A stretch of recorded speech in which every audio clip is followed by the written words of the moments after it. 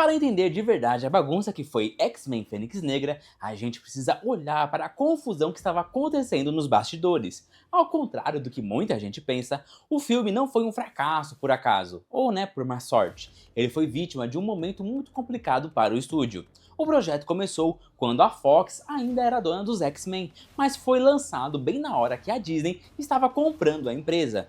Isso deixou o filme meio sem dono, sem ninguém mandando de verdade, e afetou tudo que a gente viu na tela. O diretor Simon Kinberg assumiu o comando querendo consertar os erros do passado, prometendo fazer uma versão digna da história da Jean Grey, focada nos sentimentos dela e não nos efeitos especiais exagerados. Mas o que chegou no cinema foi uma mistura maluca de cenas refilmadas, cortes de dinheiro e mudanças de última hora, tudo para não ficar parecido com outros filmes de herói que estavam fazendo sucesso na época. Aquela versão que assistimos, com os alienígenas sem graça e uma briga final num trem, não tem nada a ver com o que foi gravado primeiro.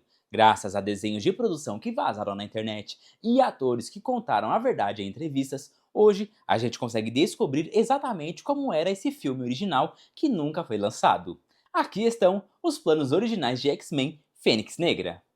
E se você curte o conteúdo do Nerdia e quer dar aquela forcinha pro canal continuar crescendo, entra pro Clube Nerdia. Por só R$ 3,99 por mês, você ajuda a manter o canal no ar e ainda ganha prioridade nos comentários, agradecimentos aqui nos vídeos e emojis exclusivos. Sem fidelidade, é só pra apoiar mesmo. Valeu demais, quem já faz parte do clube. A ambição original! Uma das revelações mais chocantes sobre a produção é que, inicialmente, a história da Fênix Negra não seria contada em apenas um filme de 2 horas. Durante a fase de pré-produção, o plano de Simon Kinberg era dividir a narrativa em duas partes, similar ao que foi feito em Vingadores Guerra Infinita e Ultimato, ou até mesmo Harry Potter e as Relíquias da Morte, parte 1 e 2. A ideia era que o primeiro filme focasse na corrupção lenta e gradual de Jean Grey, estabelecendo o conflito interno e a quebra de confiança com Charles Xavier, enquanto o segundo filme lidaria com a transformação completa dela na Fênix Negra e, consequentemente, a Batalha Cósmica. Segundo relatórios do site Deadline e confirmações posteriores do próprio Kinberg, o estúdio ficou receoso com o compromisso financeiro e logístico de duas produções simultâneas e ordenou que a história fosse condensada em um único roteiro. Isso forçou a equipe criativa a comprimir arcos de personagens complexos e eliminar subtramas inteiras. Se especula que na versão desses dois filmes veríamos muito mais do Clube do Inferno. Artes conceituais vazadas mostram personagens que lembram a estética do Clube do Inferno. Sugeria que eles teriam um papel fundamental na corrupção da Jean Grey antes de serem substituídos ou removidos completamente quando o projeto foi reduzido. Essa decisão executiva de cortar pela metade o tempo de tela é a raiz de muitos problemas de ritmo do filme, pois a transformação da Jean da heroína para a ameaça global precisou acontecer de forma muito apressada, perdendo ali o impacto emocional que o diretor almejava.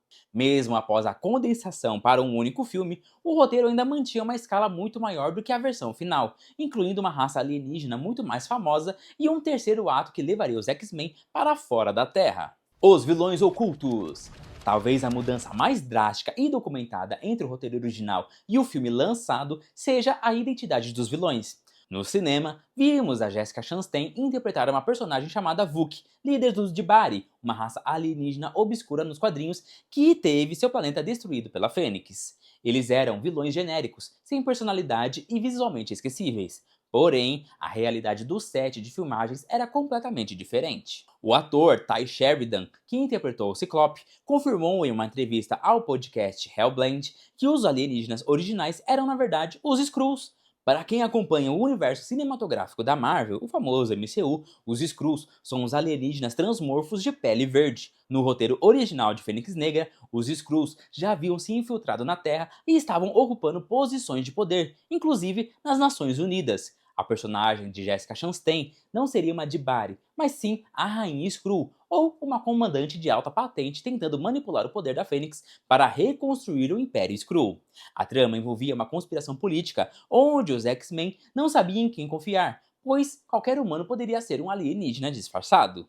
As artes conceituais mostram designs detalhados dos Skrulls para o filme, com uma aparência muito mais grotesca e visceral do que vimos em Capitã Marvel. A ideia era que a Fênix fosse vista pelos Skrulls como a arma definitiva para vencer suas guerras intergalácticas. Toda a motivação dos vilões e a ameaça que eles representavam eram baseadas na mitologia dos Skrulls, o que daria um peso muito maior para a história, conectando ela com uma das raças mais icônicas da Marvel. A substituição digital e as refilmagens desses personagens pelos de Bari deixou o filme com antagonistas vazios, removendo a camada de paranoia e intriga que a habilidade de metamorfose dos Skrulls traria para a trama. A Batalha nas Nações Unidas. O final que a gente viu no cinema acontece naquele trem militar em movimento, com os X-Men lutando contra os alienígenas para proteger Jean Grey. Só que esse final foi gravado de última hora, não era o plano original. O final verdadeiro que eles chegaram a filmar de verdade e depois jogaram fora acontecia na sede das Nações Unidas em Nova York. O ator que fez o Ciclope e alguns roteiros que vazaram contam que a cena começava com o Professor Xavier e o Ciclope indo lá na ONU. Eles iam avisar os líderes mundiais que a Terra estava sendo atacada por alienígenas e que a Jean Grey tinha sido capturada ou estava sendo controlada. No meio dessa reunião importante, a confusão começava.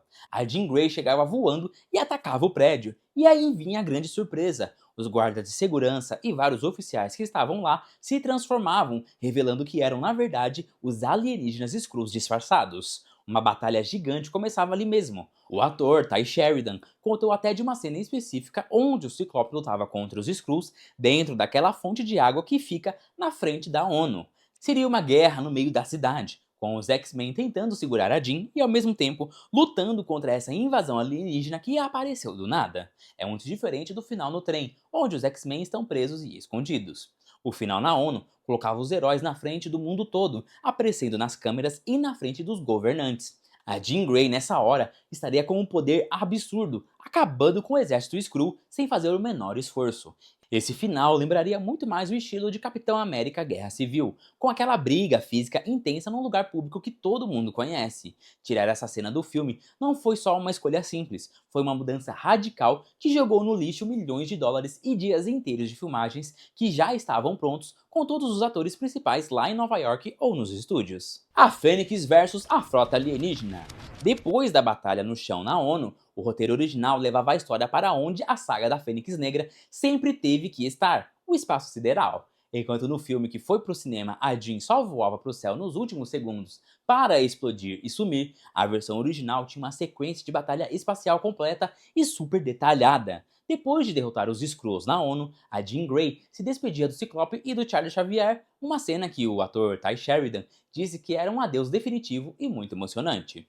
E aí sim ela voava para a órbita da Terra. Chegando lá, ela encontrava a frota de invasão dos Skrulls que estava só esperando a hora de atacar. A Jean, aceitando totalmente a identidade da Fênix, usaria seus poderes cósmicos para destruir as naves alienígenas sozinha. Desenhos da produção que vazaram mostram a Jean brilhando com a energia da Fênix, flutuando no vácuo do espaço e desintegrando naves gigantescas. Seria uma demonstração visual de poder incrível, provando que ela era a criatura mais poderosa do universo. Esse final não só seria muito mais impactante do que ver aquela luta no trem, mas também traria justiça ao nome Fênix Negra, mostrando o tamanho real do poder dela na galáxia. Só que foi exatamente essa grandeza toda no espaço que fez o final ser cancelado. Os executivos e produtores perceberam tarde demais que ver uma heroína loira, a Capitã Marvel, ou ruiva, a Jean, voando para o espaço, brilhando com energia e destruindo naves alienígenas e invasoras ia ficar muito idêntico. A coincidência na história dos dois filmes era gigante, e como a Disney já estava pronta para lançar Capitã Marvel, a Fox foi obrigada a voltar atrás para não parecer uma cópia barata, mesmo que o roteiro de Fênix Negra já tinha sido escrito antes. O desperdício de Genosha e os vilões esquecidos. Uma coisa que a gente quase não comenta sobre o fracasso de Fênix Negra, mas que mostra o quanto a edição final cortou o filme, é o jeito que eles trataram os novos mutantes e a ilha de Genosha. Na versão que foi para o cinema, a gente é apresentado ali rapidinho à Ilha do Magneto, mas o lugar parece vazio e sem muito sentido na história, servindo só como um esconderijo temporário. Só que o roteiro original e a escolha dos atores mostravam que a ideia era mergulhar mais fundo na vida e na política dos mutantes vivendo nesse novo lugar. O maior exemplo de como isso foi desperdiçado são os personagens Selene, feita pela Kota Eberhard, e o Ariki, o Lotus Vermelho, vivido pelo Andrew Stelling.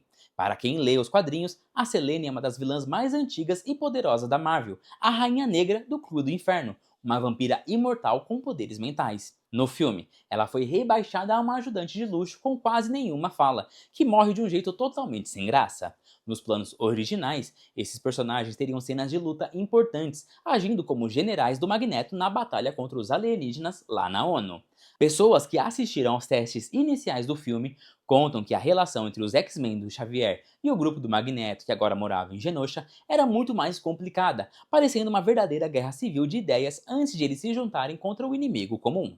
Cortar quase todas as cenas de luta e as falas desses personagens secundários transformou o que deveria ser um exército mutante incrível e perigoso em personagens figurantes de fundo, jogando fora a chance de mostrar a comunidade mutante forte e independente no mundo todo, algo que os fãs esperavam ver desde os primeiros filmes da franquia. A sombra da Capitã Marvel. Olhando para trás com todas essas informações, fica muito claro que Fênix Negra não é apenas um filme que deu errado por incompetência, mas sim uma oportunidade gigantesca que foi jogada fora. A franquia dos X-Men, que basicamente começou essa era de ouro dos super-heróis lá no anos 2000, merecia uma despedida muito mais digna e emocionante do que aquela briga genérica num trem militar. Saber que existia um roteiro pronto, onde os mutantes lutavam na frente do mundo todo na ONU, defendiam a Terra de uma invasão alienígena real e mostravam poder cósmico no espaço, deixa tudo muito mais frustrante para nós que somos fãs. A gente percebe que o elenco estava disposto, que o diretor tinha uma visão grandiosa para fechar a saga, mas que o medo e a burocracia do estúdio transformaram um filme épico em uma concha de retalhos sem alma. Hoje, enquanto a gente espera a Marvel Studios trazer os mutantes de volta no cinema, essa versão original da Fênix Negra fica na nossa memória como um filme fantasma, uma obra que existiu por um breve momento no set de filmagem, mas que nunca vamos poder assistir completamente. Fica a lição amarga de que, às vezes, tentar consertar demais um filme acaba estragando a essência dele. É triste pensar que a última imagem dessa equipe clássica poderia ter sido a Jean Grey brilhando como uma deusa no espaço, protegendo a Terra de uma frota inteira, e não apenas um final apressado e esquecível, feito só para fechar a conta e passar o bastão para a Disney o mais rápido possível.